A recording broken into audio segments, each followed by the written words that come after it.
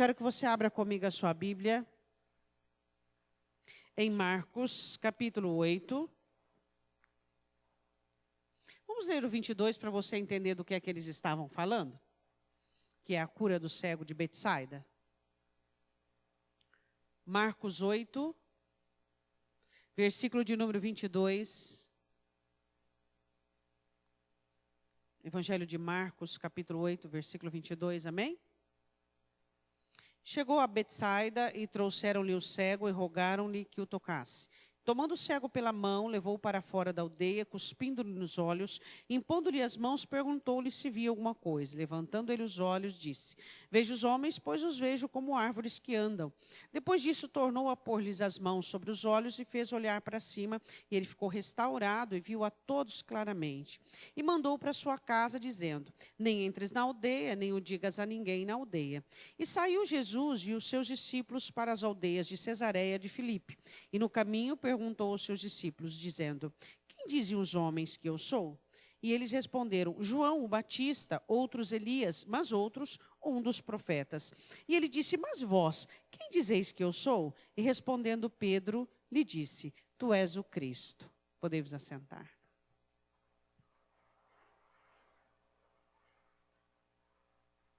As pessoas que viam os milagres do Senhor Jesus e todas as obras que ele fazia, diziam que ele era um tipo de reencarnação de João Batista, o mesmo espírito, ou um dos profetas, alguma coisa parecida.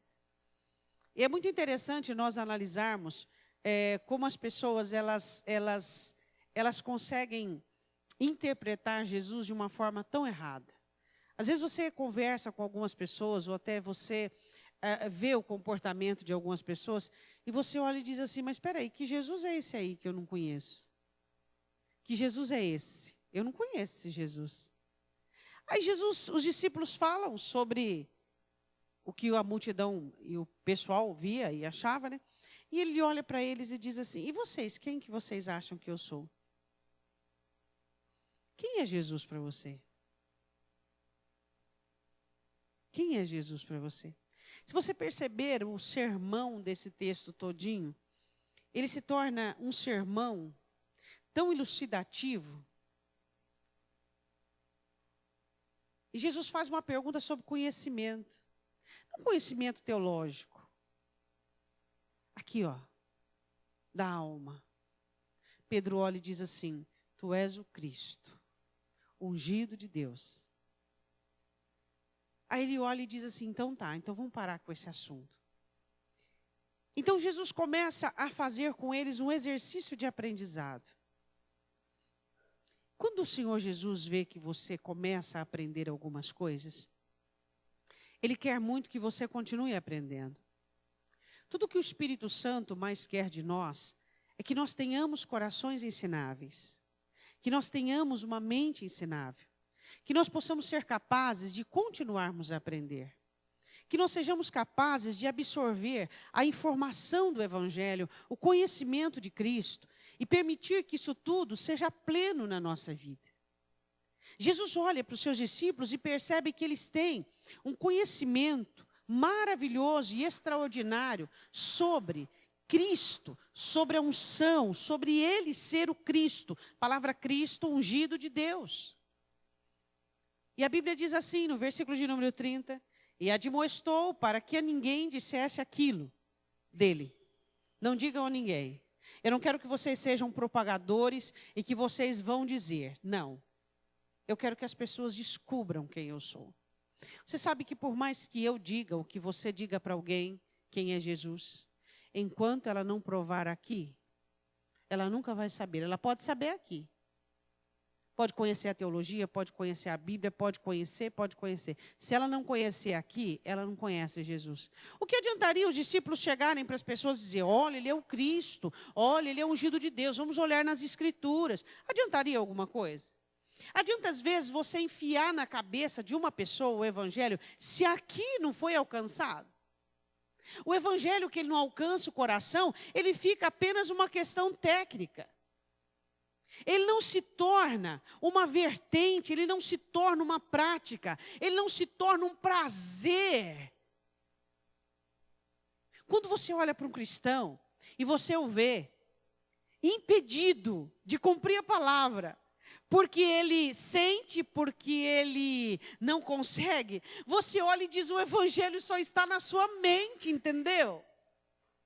Ele diz: eu não consigo porque eu sinto mágoa, eu não consigo porque eu não acho correto, eu não consigo perdoar, eu não consigo amar, eu não consigo andar a outra milha, eu não consigo entender, eu não consigo me humilhar, eu não consigo fazer o que é certo.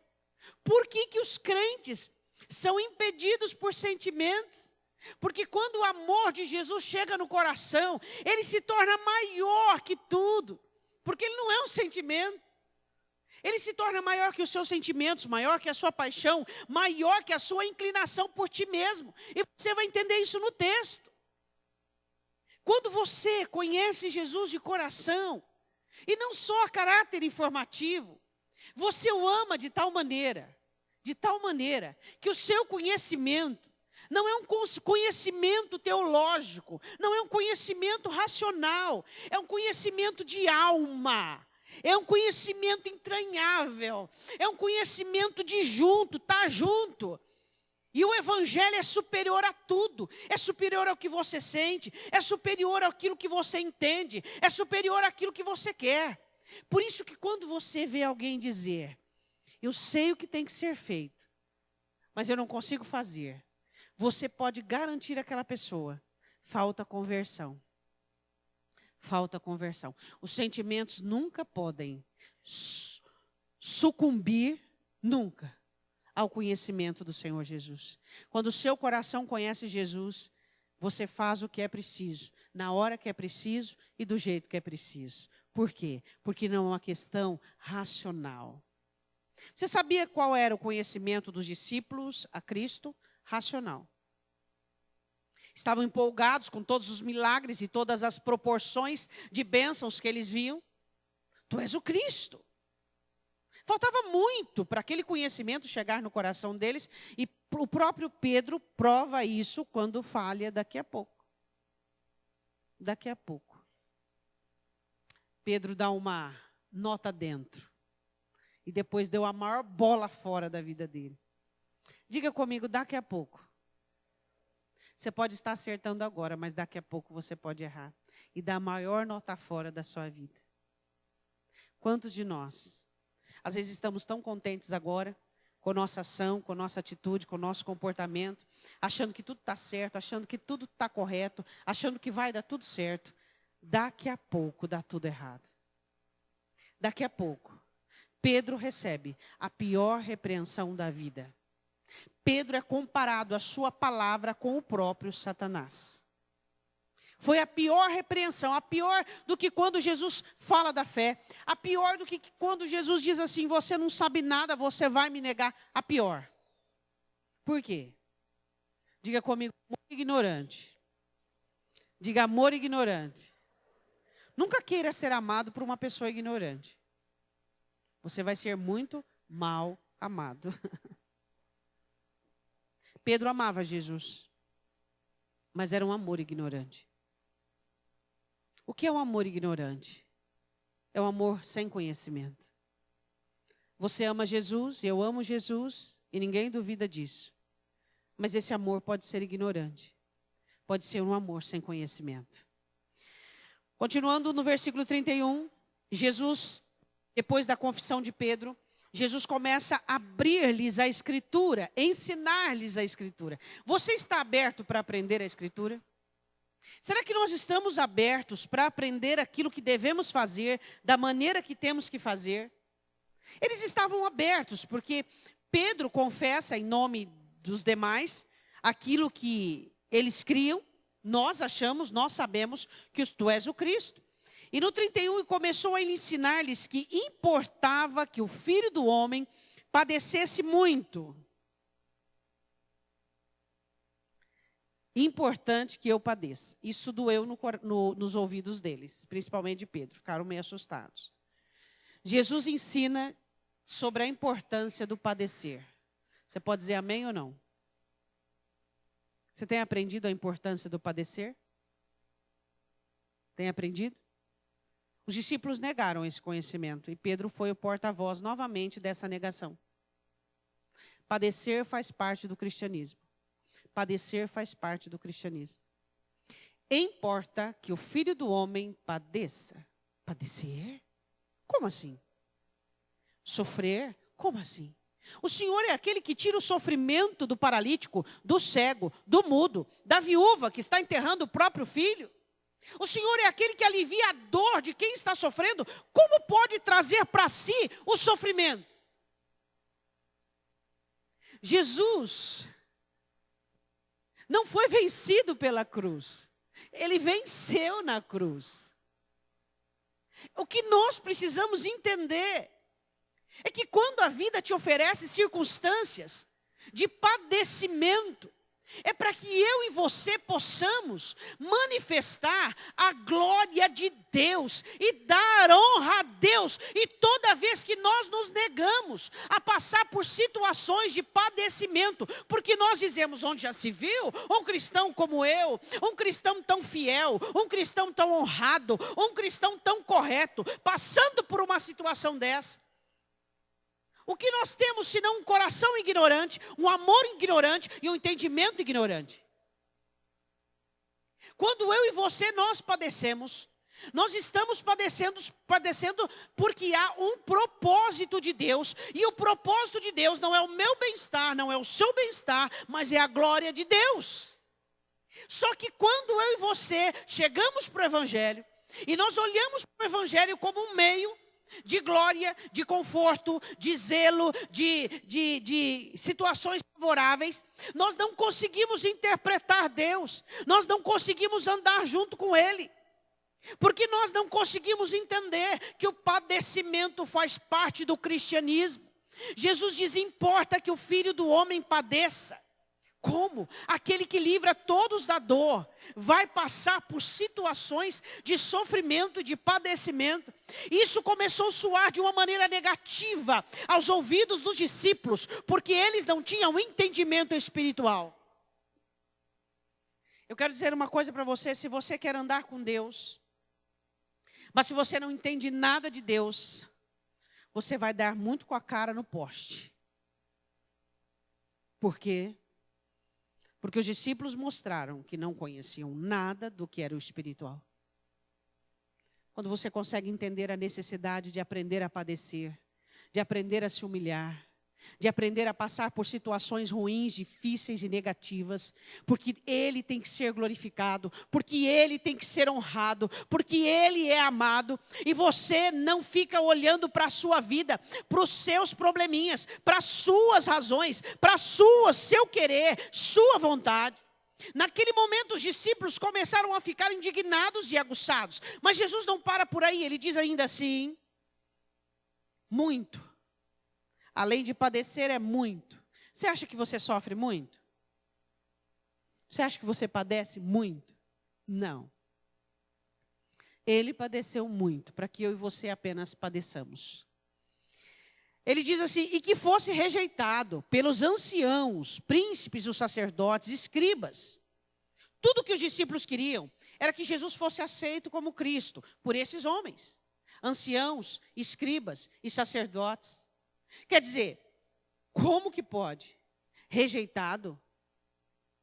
Como que você faz quando você sofre por rejeição? Você fica ofendido, irritado, nervoso, quer dar o troco, quer fazer igual. Aquilo para os discípulos ficou muito ruim. Como rejeitado? Rejeitado por quem? Pelos doutores da lei? Por aqueles que conhecem a lei? Se eles rejeitarem a Cristo, como é que vai fazer? Como é que quantas vezes você já foi rejeitado e foi reprovado? A rejeição é uma maneira em que Deus mostra o quanto de orgulho existe dentro de nós, o quanto de ferida existe em nós. A humilhação que passamos é a maneira de Deus mostrar o quanto nós estamos longe daquilo que deveríamos estar. Onde já se viu? O Rei dos Reis e Senhor dos Senhores, que deve ter o governo e o principado inveterado, eterno, para sempre, ser rejeitado. Como que você reage quando você é rejeitado? Como que você reage? Pastor, eu nem ligo, não estou nem aí, continuo vivendo minha vida e fazendo o que eu tenho que fazer. Certíssimo. Porque se você se importa tanto com o apreço dos outros, a rejeição dos outros vai te fazer mal. Mas quando você não se importa muito se alguém gosta ou desgosta de você, quando as pessoas te rejeitarem, vai ser assim, meio que indiferente. Aquilo soa para os discípulos judeus, né? Como algo muito difícil de se ouvir. Ele diz ainda assim, e é necessário que ele seja morto. Morrer? Como pode o príncipe da vida morrer? Como pode o filho de Deus morrer? Estava tudo escrito na Escritura. Tudo. Eles tinham na ponta da língua, mas não no centro do coração. Muito bem. Muitos cristãos têm muita coisa na ponta da língua, não é verdade? Versículos, textos, doutrinas, mas não está no centro do coração. Eles tinham a Escritura na ponta da língua, eram judeus, dedicados.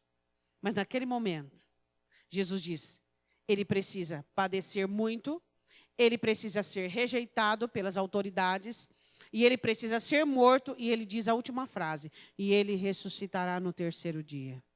Essa frase, ressuscitará, nem foi relevante diante das outras negativas.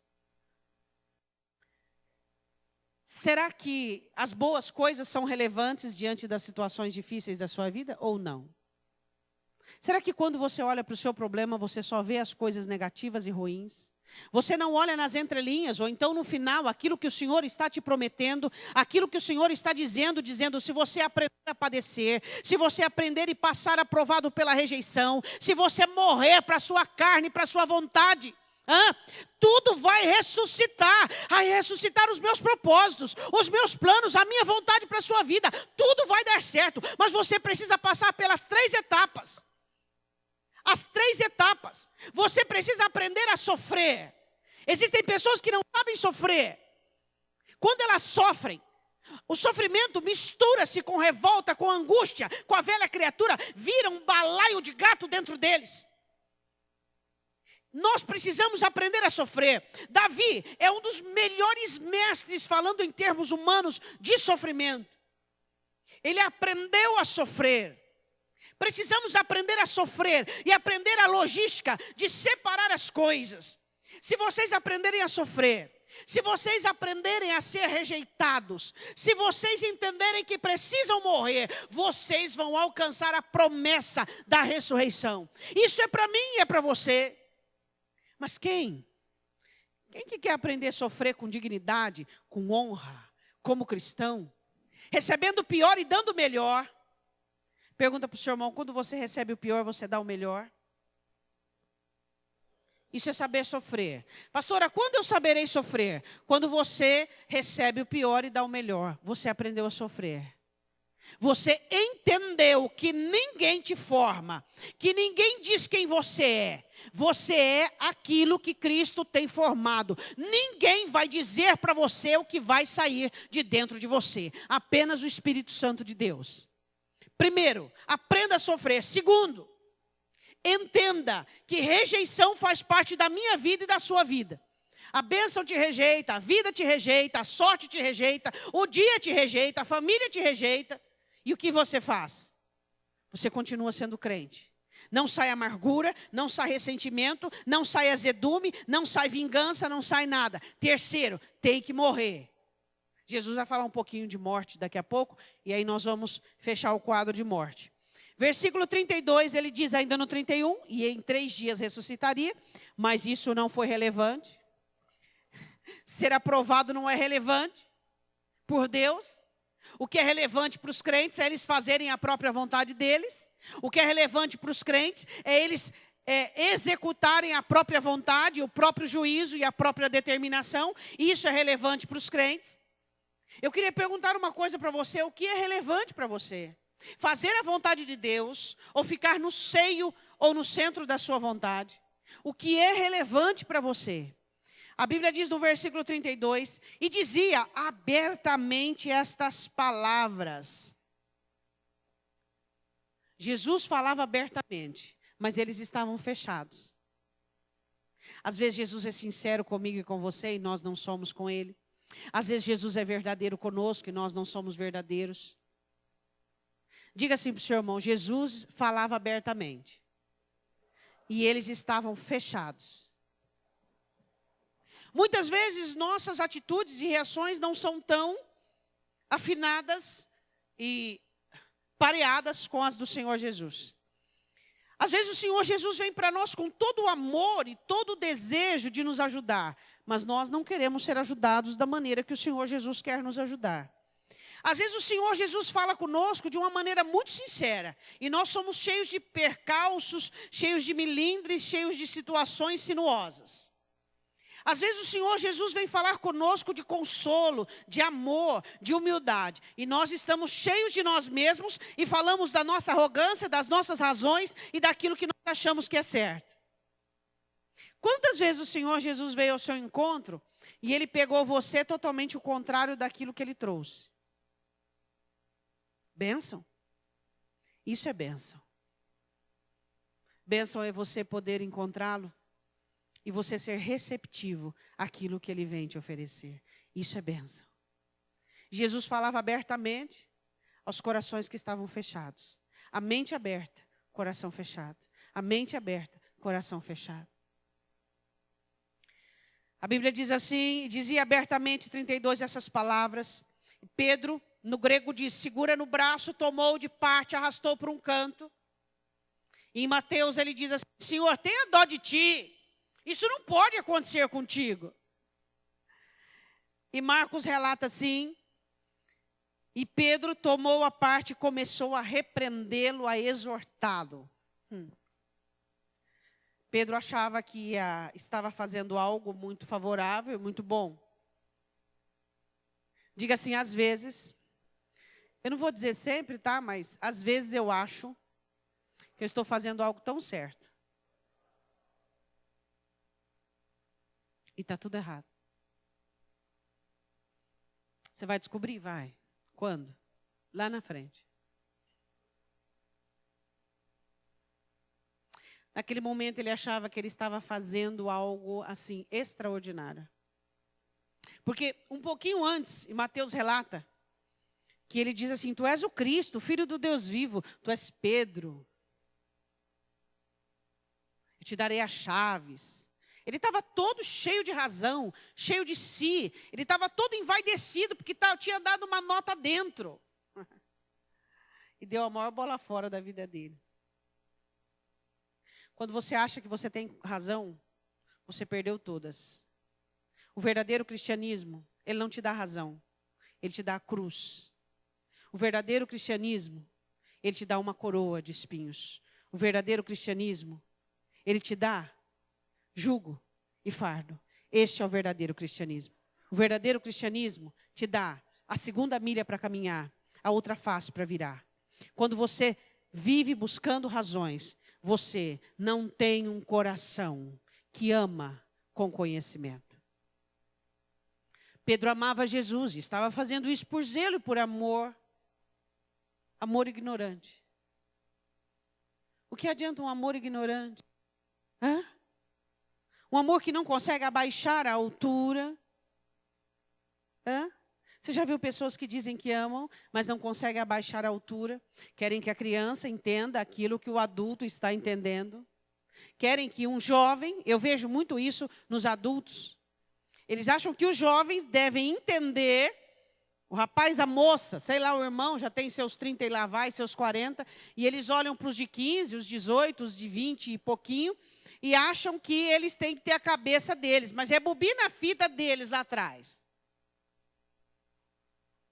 Amor ignorante. Amor ignorante. Pedro achava que ele estava falando para Jesus do cuidado, ele estava falando do zelo, ele estava fazendo, a intenção dele era boa. Ele tinha uma boa intenção. Mas quem diz que de intenção se acerta o céu? Existem vários caminhos para ir para o inferno, mas só um para ir para o céu. Sabia? Só existe um. Só existe uma maneira de acertar. Só uma maneira de acertar. E Pedro errou. Por quê? Porque ele não tinha conhecimento. Não tinha conhecimento. Quem conhece? Aquele que quer aprender. Hã? Ele deixou com que a sua vaidade, com que a sua soberba levantasse. E ele resolveu falar, não devia ter falado. Eu quero, antes de continuar, dizer uma coisa para você. Como é que está a sua soberba? O pastor, eu não tenho soberba. Mentira. Todos nós temos ela em 3 níveis.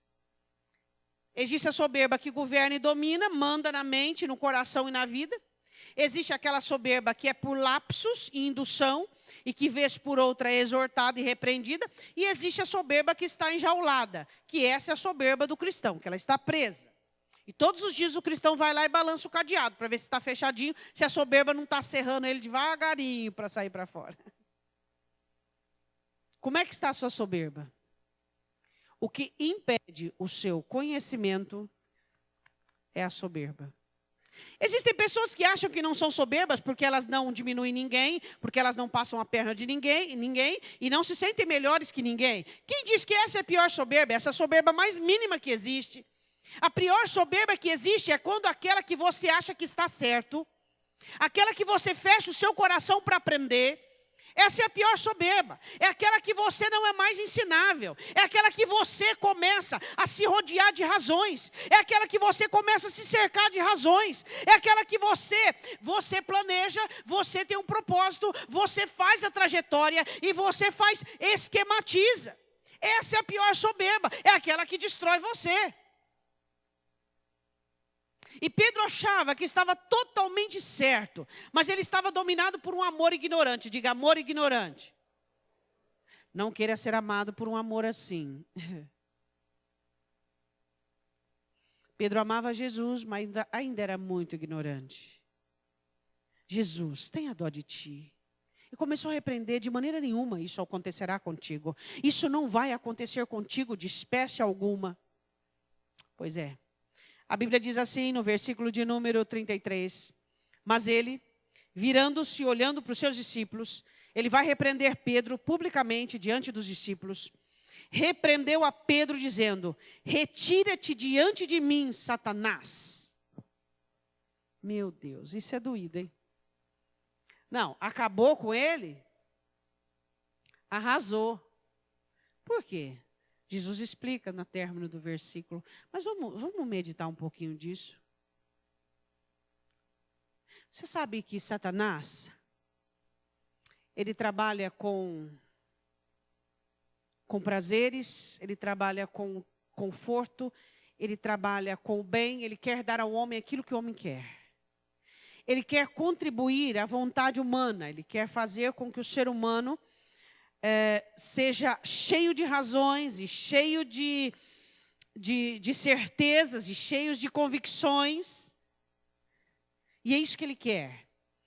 Ele não quer ver o crente ou o ser humano prostrado diante de Deus: Senhor, me ajuda. Senhor, me diz. Senhor, fala comigo. Senhor, eu preciso de humildade. Senhor, me ensine a ser humilde. Jesus dá uma lição nos discípulos e chama para si a multidão. Todos os outros versículos sobre humildade, sobre renúncia, sobre morte do eu, porque era nisso que Pedro havia pecado. Pedro pecou porque rejeitou o conhecimento para a alma e resolveu ter um amor ignorante. Um amor que entende apenas as coisas desta vida. Não, você fez para mim, eu vou fazer também. Mas você fez aquilo. Mas você fez aquilo outro. Mas aquilo foi assim, assim, assim. Não dobra o joelho no chão dizendo: Senhor, se a situação está ruim, eu estou errado. Mas eu não quero dizer assim: eu estou errado. Eu quero conserto. Filho pródigo se arrepende e fica lá na terra distante. Arrependido? Não. Arrependimento tem atitude. Arrependimento tem atitude. Arrependimento tem atitude. O que Pedro precisava aprender e entender, que ele tinha que ter um coração para aprender as coisas celestiais. E entender que as coisas que vivemos têm 2 lados, o humano e o espiritual. Se você entender as coisas apenas no âmbito humano, você é carnal. Olha para o seu irmão, ver se ele é um crente carnal. Está embaraçado financeiramente, ele acha que ele tem que ter ideias, ele acha que ele tem que ter propósito. Você já orou? Já buscou a Deus? Já viu onde está falhando? Só entende as coisas no âmbito carnal. Por que Jesus chama Pedro e diz: arreda de mim, Satanás, que você não entende as coisas que são de Deus. Se você é uma pessoa sábia, mas a sua sabedoria não consegue aceitar, eu não estou dizendo acompanhar, não consegue aceitar os propósitos divinos, a sua sabedoria é maligna. Sua sabedoria que defende você mesmo, sua sabedoria que defende os seus propósitos, sua sabedoria que te dá razão em tudo, sua sabedoria que garante posicionamento, ela é maligna. Por quê? Porque a sabedoria verdadeira é aquela que faz o cristão humilhar-se, dobrar o joelho no chão e dizer: Senhor, me ensina porque eu não sei. Isto é ser sábio. Diga amém. Isto é sabedoria. Se você olha as coisas tudo no âmbito humano, essa sabedoria é maligna. É Satanás que te fermenta, é Satanás que te ensina, é Satanás que te dá as diretrizes para que você faça isso e isso não vai dar certo, e você faça aquilo e aquilo não vai dar certo, e você haja dessa maneira e não vai dar certo, e você está pondo a perder tudo aquilo que Deus te deu.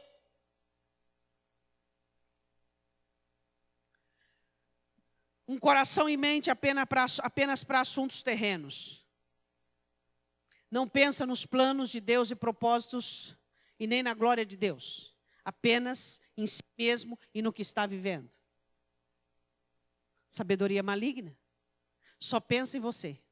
Suas razões, seu posicionamento, o seu, porque eu estou sofrendo, porque eu estou com problema, Senhor, eu quero a sabedoria divina, que pensa na sua glória, que pensa no seu reino, que pensa no seu propósito. O que vale é o seu propósito. O que vale é, se eu tiver que engatinhar de novo, se eu tiver que rolar, se eu tiver que dar pirueta, se eu tiver que sofrer, que padecer, que morrer, se eu tiver que sofrer rejeição, se é para a sua glória, estou dentro. Eu estou dentro. Hã? Diga, isso é cristianismo. A sabedoria do homem, às vezes, quer se colocar acima dos propósitos divinos. Sabia? Diga para o seu irmão, a sabedoria do homem quer, às vezes, ser colocada acima dos propósitos divinos. Dá um exemplo para o seu irmão, como é que os crentes fazem isso? Não, espera aí um pouquinho, por cima de mim sou um avião, não sou tapete. Hã? Não, espera aí. Não, eu não concordo. Vou ver a Escritura. Sabe o que acontece? Às vezes nós nos achamos tão crentes que chega a ser até cômico. Tem crente que ele se acha tão crente que ele chega até a ser engraçado. Hã? Porque o que eu entendo de cristianismo é submissão, é sujeição à vontade de Deus. O que eu entendo de cristianismo é humildade. O que a Bíblia fala sobre o cristianismo é o quê? É aquilo que o Senhor Jesus vai dizer agora, sobre morrer, sobre carregar a cruz, sobre negar a si mesmo, sobre deixar de querer viver para querer morrer por amor a Ele. Isso é cristianismo.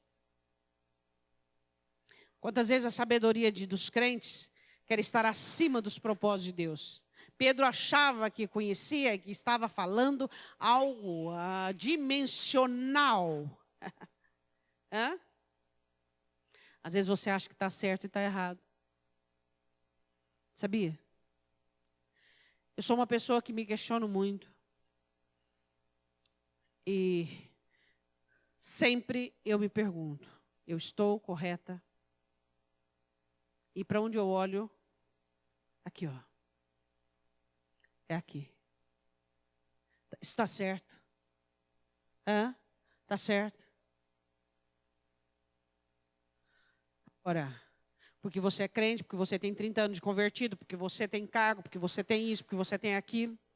Que é isso que garante você estar certo? Ele era discípulo e estava mais errado do que qualquer judeu naquele dia, em toda aquela população. Ele era o homem mais equivocado da face da terra naquele dia. Quem sabe hoje você é a pessoa mais equivocada na face da terra. Hoje. E aí? Isso vai fazer de você uma pessoa ignorante aos propósitos de Deus, ignorante à vontade de Deus, ignorante àquilo que Deus tem para a sua vida. E vai fazer com que Satanás venha disseminar na sua mente coisas negativas, pejorativas e destrutivas. Quem diz que eu estou certa, quem diz que você está certo, Ele é o Senhor da verdade. Se Ele estava dizendo para Pedro que era importante o padecer, que era importante a rejeição e a morte, era importante, ponto. Se Ele diz para você que é importante você se humilhar, que é importante você sofrer, que é importante você morrer, ponto. Acabou. Ele falou, está falado sem conjectura, sem poréns, sem eu discordo, sem eu não concordo inteiramente. Quantos crentes como Pedro, discordando, sem manifestar verbalmente. Existem crentes dentro da igreja que estão em rebelião, mas você não ouve da boca dele uma palavra de rebelião, mas você olha o comportamento dele. Você já viu criança? Quando a mãe leva amarrado para um lugar que não quer, a mãe sai arrastando e o menino com o freio só no calcanhar aqui, e a mãe arrastando. Então, tem crente que ele vai assim, da boca dele não sai uma palavra, mas ele está arrastado. Ele não tem nada a ver com a vontade de Deus, com o querer de Deus, com a glória de Deus, com o propósito de Deus. Quando ele vai ser rejeitado, ele é reprovado. Quando ele vai ser padecer, ele é reprovado. Quando ele tem que morrer, ele é reprovado. Fala, aí não dá. Aí não dá, aí não é cristianismo, aí nós estamos na igreja errada, nós temos que ir lá para a Universal. É ou não é? Tem certeza que você está na igreja certa? Às vezes você tem que ser universal. É ou não é? Porque cristianismo é aquilo que o Senhor Jesus prega agora e chama para si os discípulos. A Bíblia diz assim, versículo 33... Retira-te de mim, Satanás, porque não compreendes as coisas que são de Deus, mas as que são dos homens. Eu quero só ler um versículo para você, muito interessante. Não precisa abrir. O Senhor Jesus fazendo a explanação da parábola do semeador, ele diz assim: por isso lhes falo por parábolas, porque eles vendam, não veem, ouvindo, não ouvem, nem compreendem. E nele se cumpre a escritura que diz, ouvindo ouvireis, mas não compreendereis, vendo vereis, mas não percebereis, porque o coração deste povo está endurecido. E ouviram de mau grado com seus ouvidos, e fecharam seus olhos, para que não vejam com os olhos, e ouçam com os ouvidos, e compreendam com o coração, e se converta, e eu os cure. Mateus 13, 14 e 15. Não compreende. Por favor, compreende o tempo que você está vivendo, o momento que você está vivendo. Se você errar numa atitude, num posicionamento, se você errar numa situação, você pode colocar tudo a perder. Tudo a perder. Entenda o momento que você está vivendo. Entenda o episódio que você está vivendo. Aquela não era a hora para Pedro abrir a boca.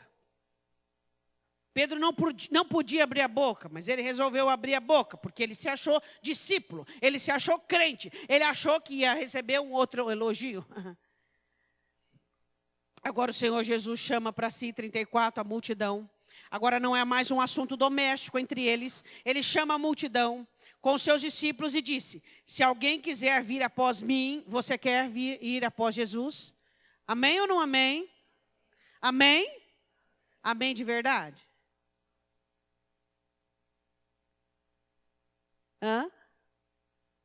Ele diz,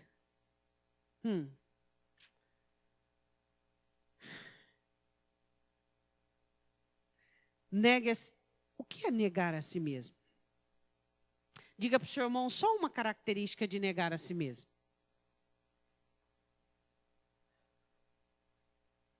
Diga para ele. É você ser forte o suficiente para fazer o que não quer. E deixar de fazer o que quer. Negar a si mesmo é você dizer não para ti mesmo. Dizer não para você mesmo. Dizer não para você mesmo. Existem pessoas que não sabem dizer não para si mesmas. Elas não sabem dizer não para si mesmas. Elas só existe o sim. Não, porque eu quero, eu faço. Não, porque eu acho isso certo. Não, porque eu. Onde é que está o seu eu? Está no trono ou está na cruz? Nega a si mesmo e carregue a sua cruz. O que é a sua cruz? É tudo aquilo que te levará a abnegar e renunciar qualquer coisa por amor ao Evangelho. Isso é carregar a sua cruz. A cruz não é sua sogra e nem o seu cônjuge. A cruz são os seus direitos. Porque ele esvaziou-se de si mesmo e tomou forma de homem, abnegando. A cruz são seus direitos. A cruz é aquilo que você tem direito, é aquilo que você quer, é aquilo que você precisa. Isso é a sua cruz. A cruz não é uma pessoa. Se for uma pessoa, essa pessoa, você quer realmente personalizar a cruz? Então a cruz é você, com todos os seus desejos, seus direitos, e seu querer, e seus planos, e suas iniciativas, e sua vontade, e assim por diante. Tome a sua cruz. Tome a sua cruz. Quem quiser vir após mim, negue-se a si mesmo. Diga não para você mesmo. Aprenda a negar a si mesmo aquilo que você acha que tem direito. Tome a sua cruz e siga-me. Ele estava falando isso principalmente para os discípulos, para a multidão. Será que os discípulos agora entenderam? Acho que sim, né? Olha para o discípulo aí do lado, vê se ele está entendendo. Tem discípulo que cabeça dura, irmão, mas não entende, mas nem a paulada. Você pode dar porretada na cabeça dele para rachar o crânio dele, ele não entende. Tinha uma irmã, um tempo atrás, que ela falava assim para mim, assim, pastora, não tem nenhum serviço de trator, de tratorista no céu? Eu falei, mas por quê? Ela falou, eu queria que passasse um trator em cima de mim para ver se eu entendia alguma coisa. Falei, no momento eu não estou sabendo de nenhum serviço desse de tratorista no céu, não. Porque tem gente que é difícil para entender. Jesus diz assim, porque qualquer que quiser salvar a sua vida. Dá exemplo para o seu irmão de salvar a sua vida. Fazer aquilo que quer, aquilo que gosta, aquilo que dá prazer. Identificar você em primeiro plano, você em primeiro plano. O reino nada, a glória nada, é você. São os seus direitos, o seu querer, a sua vontade, o seu prazer. Você.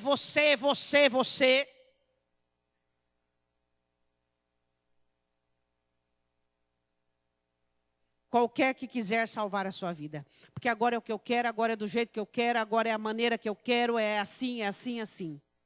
Você quer salvar a sua vida, você vai perdê-la. Perder tudo aquilo que Deus tem para você. Porque as coisas que Deus tem para você só virá a partir de você perder a sua vida, sua razão. E aquilo que você quer, aquilo que você gosta, por amor ao Evangelho, para a glória do reino, para a glória de Deus. Objetivando a divindade antes do carnal e humano. Crente carnal não existe. Mas às vezes a gente diz alguma coisa parecida. Porque qualquer que quiser salvar a sua vida, perdê-la-á. Todas as pessoas que fazem as coisas em nome de suas vontades, seu querer, seu propósito, sua, seu, meu, não vai chegar a lugar nenhum, vai perder tudo. Mas qualquer que perder a sua vida, por amor à esposa, por amor ao filho, por amor a mim, quando eu renuncio, quando você renuncia, nós não fazemos isso pelas pessoas, porque se fizermos pelas pessoas, vamos retroceder rapidinho nas nossas decisões, mas nós vamos fazer por Cristo, aquele que perder a sua vida, seus direitos, suas vantagens, tudo, e abrir mão de tudo, dizer, Senhor, por amor a Ti, eu rolo, dou cambalhota, por amor a Ti, eu viro de cabeça para baixo, por amor a Ti, eu me humilho, por amor a Ti, eu faço qualquer coisa. Eu não quero me salvar da rejeição, ou do sofrimento, ou da morte. Eu quero morrer cada dia, por amor a Ti. Sabe por que não dá certo para muitos crentes? Porque eles não fazem por amor a Cristo. É por amor ao casamento, é por amor à prosperidade, é por amor a tudo, mas se for por Cristo vai dar certo. O que Jesus quer de mim? Você diz... Ele diz, mas qualquer que perder a sua vida, por amor de mim e do evangelho, esse vai salvar a vida, vai dar tudo certo para ele. Olha para o teu irmão, será que ele quer que a vida dele dê certo? Hã? Então ele tem que odiar a vida. Ele tem que ter nojo e aversão ao querer, à vontade, a sua individualidade, vamos dizer assim, no sentido de independência da palavra. Esse é o meu jeito. A maior doença dos crentes, a peste do Salmo 91 hoje. Hoje na igreja, é o meu jeito. Esse é o meu jeito. Esse é o meu jeito. Engraçado, irmão, eu não identifico esse jeito aí de Cristo. Cristo não tem nada a ver com esse jeito, não. E a Bíblia diz assim, que ele morreu na cruz, para que ele vivesse em você. Esse não é o jeito de Cristo falar, esse não é o jeito de Cristo posicionar, esse não é o jeito de Cristo agir. Então esse jeito é do inferno, não veio do céu. Aquele que perder a vida, que abrir mão dos seus direitos, de sua personalidade, de sua característica. Se você nunca entendeu esse versículo, hoje você está entendendo. Aquele que perder a sua vida, aquele que abrir mão de si, da história, da vida, por causa de Jesus e por causa do reino, esse vai viver plenamente. Mas não vai haver arrogância, não vai haver soberba, não vai haver nada disso, porque ele não vive mais, quem vive é Cristo que vive nele. 36. Que aproveitaria o homem ganhar todo mundo e perder a sua alma. Achar que ganhando, perder a alma. Ou que daria o homem pelo resgate da sua alma? O que eu e você podemos dar em resgate? Nada. Portanto, qualquer que entre esta geração adúltera. Por que geração adúltera? Ora com o cônjuge, ora com o amante. Ora com o cônjuge, ora com o amante. Ora com Jesus, ora com o mundo. Ora com o evangelho, ora com a personalidade. Ora com Deus, ora com o diabo. Ora na igreja, ouvindo a palavra, ora do jeito dele. Geração adúltera. Cada hora de um jeito, cada hora pensa de um jeito, cada hora age de um jeito. O pior inimigo que você tem é você mesmo. Principalmente se você for instável. A Bíblia diz assim, e pecadora, se envergonhar de mim e das minhas palavras. Sabe o que significa se envergonhar de Jesus? Eu sei, pastor, por exemplo, lembra quando a gente fazia aula da escola dominical? Envergonhar de Jesus, a professora dizia para a gente quando a gente é criança. É alguém perguntar assim para você, você é crente? Aí você dizia assim, não. Isso é se envergonhar de Jesus. As professoras da escola dominical ensinavam a gente assim. Valeu, mas não é nada disso. Se envergonhar de mim e das minhas palavras. Sabe o que é se envergonhar de Jesus e das palavras dele? É você preferir o que você quer à vontade dele. É você preferir a sua fala, o seu entendimento, a sua vontade, a sua percepção, a sua logística e tudo que você acha e desprezar. Aquele que se envergonhar de mim e das minhas palavras. Ah, mas esse é o meu jeito. Mas eu nasci assim. Como é que é o ditado? Eu nasci assim. Cresci assim. E vou morrer assim. E termina a frase. E vou para o inferno assim. Pessoas que se recusam à mudança, elas estão negando a oportunidade do evangelho entrar dentro delas e transformá-las e mudá-las. O que aconteceu com Pedro desde o início? Ele não tinha um coração ensinável para aprender, apenas uma mente teológica. Tem uma mente teológica? Parabéns. Essa mente vai te levar para o inferno. Coração convertido. Coração convertido. Coração apaixonado. Jesus, o que é que eu tenho que fazer? Jesus, Senhor, isso aí que o Senhor está querendo fazer para mim, eu não concordo, porque eu tenho meus direitos, porque eu tenho a minha personalidade, porque eu estou esperando o outro fazer, se o outro fizer eu faço, porque mente teológica, coração, amor ignorante. Você não ama Jesus com o coração apaixonado. Quem ama Jesus faz, meu irmão. Ele vai para cima, vai para baixo, faz o que tem que ser feito. Por quê? Por causa da outra pessoa? Não. Por que você faz, você é bom, você procura ser bom? É por causa das pessoas? Não, nada disso. Por causa de Jesus. Se envergonhar de mim. Você está se envergonhando de Jesus? Ele diz, faz isso, e você diz, não, Senhor, eu não concordo, eu faço aquilo. E das palavras dele, ele diz, faz assim, e você diz, não, Senhor. Quem se envergonhar de mim e das minhas palavras, também o Filho do Homem se envergonhará dele quando vier na glória de seu Pai com seus anjos, dizendo, eu não te conheço. Conhecer. Eu não te conheço. Mas, Senhor, eu não te conheço, eu não te conheço, eu não te conheço. Hã? Pastora, resumindo, sofrimento. Não serve para sofrer, não serve para ser crente. Não sabe sofrer, ainda não sabe ser crente. Hã? Vai sofrer, fica revoltado, azedo, vingativo, fica amargo, depressivo, sofrido. Sofrer a glória do Senhor, a glória, a honra. Vou aprender, estou sofrendo porque eu tenho que aprender. Estou passando porque eu tenho que aprender. Eu tenho que ter um coração sábio, inteligente. Não um coração ignorante. Não um coração ignorante. Agora você está sofrendo, a culpa é de todo mundo. Ah, da Dilma, que nem está mais no governo, do Lula, sei lá de quem está governando agora. Ah, mas sua não é. Hã? Que isso? Hein? Senhor, me ensina.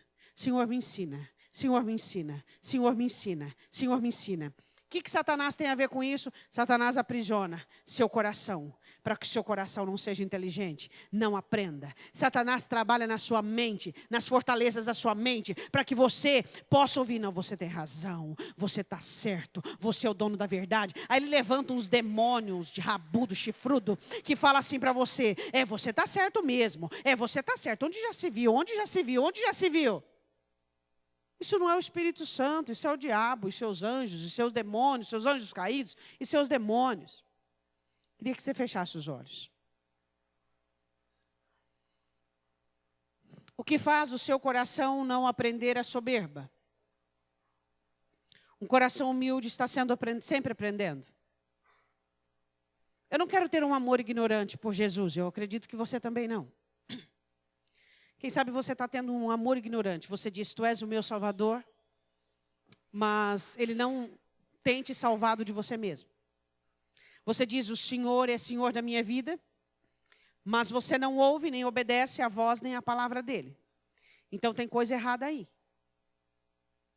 O seu coração é ignorante. A soberba traz a ignorância para o coração. Eu queria que você falasse com Deus e pedisse perdão. Satanás está desesperado para que você se endureça. Desesperado para que você não saia daqui com o coração quebrantado, não saia daqui com o coração esquadrinhado. Deus está falando conosco. Eu sei que você tem visto muitas pessoas caídas ao beira do caminho.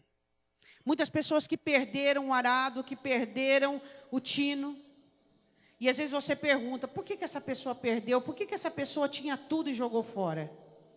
Porque ela recusou ter um coração que aprende. Um coração humilde. Pedro achou que sabia. Sabia o quê? Quem diz que eu sei alguma coisa? Quem diz que você sabe alguma coisa? É Ele quem dita as regras dentro de nós. É Ele quem diz que temos que fazer. É Ele quem diz. A nossa alma está toda voltada e submissa e sujeita à voz dEle.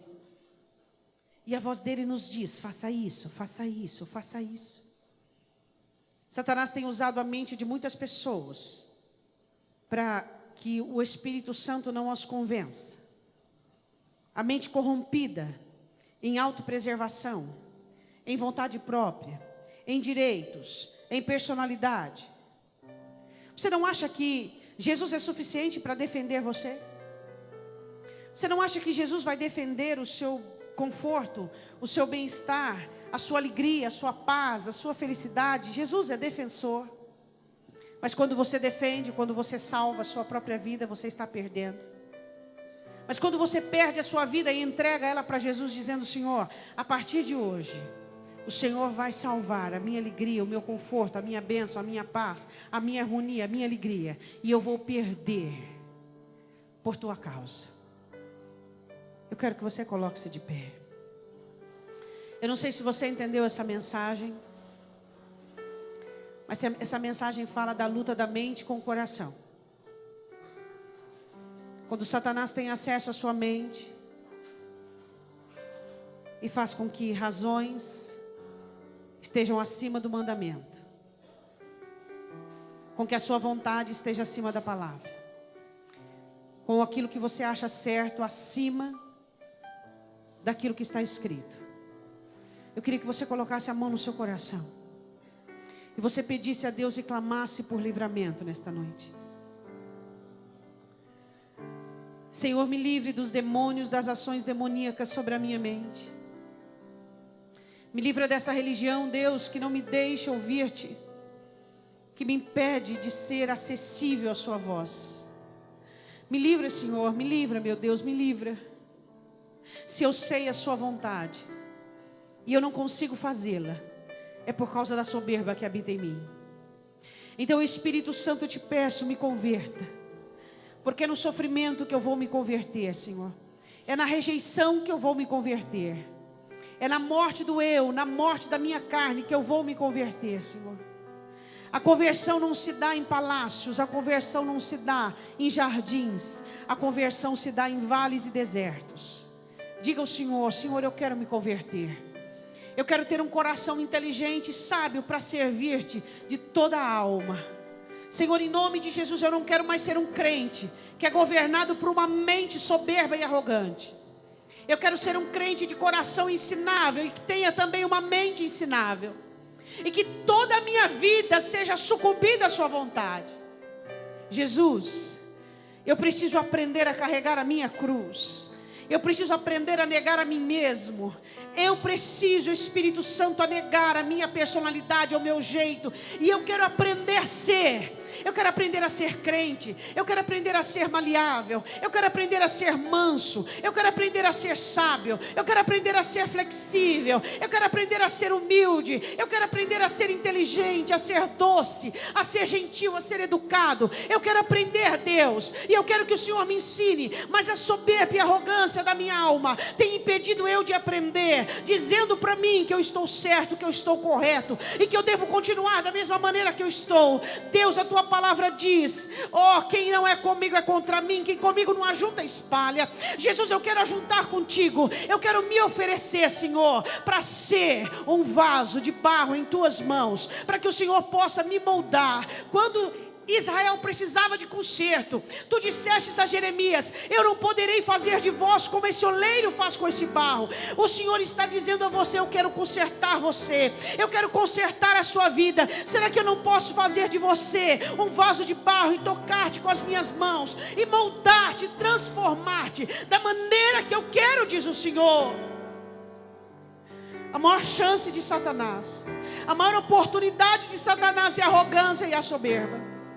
Jesus olha para Pedro e diz assim: sai de mim, Satanás. Naquele momento, tudo aquilo que Pedro fazia era aquilo que o inferno diz para os crentes fazer: entender as coisas no âmbito racional, segundo a própria razão, segundo a própria vontade, segundo a própria personalidade, não entendendo os propósitos de Deus, não sabendo fazer sacrifícios para a glória de Deus.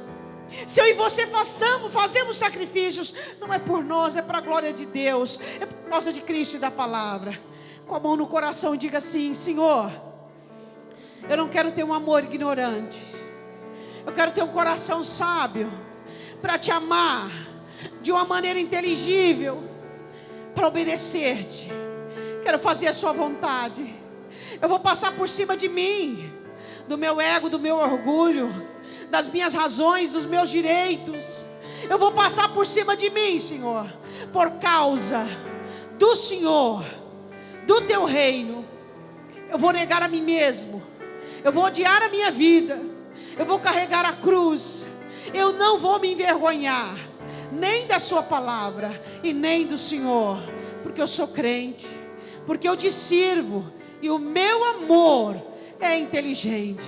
Por isso eu repreendo todos os trâmites de Satanás na minha mente e no meu coração, e eu abro a minha alma para esta palavra. E tudo que tem do diabo em mim, eu repreendo agora toda ignorância, toda arrogância, toda dureza, eu repreendo agora, em nome de Jesus. Eu vou ser crente, eu vou te honrar, eu vou te glorificar, em nome de Jesus. Levante sua mão direita para o alto, que o amor do Senhor, a proteção e preservação desta palavra, possa cobrir-te e salvar-te, tanto dos seus erros, como salvar-te das garras de Satanás, salvando a sua vida, para que o nome do Senhor seja glorificado, em nome de Jesus. Diga assim: o que importa, e o que sempre vai importar, é a honra e a glória de Deus.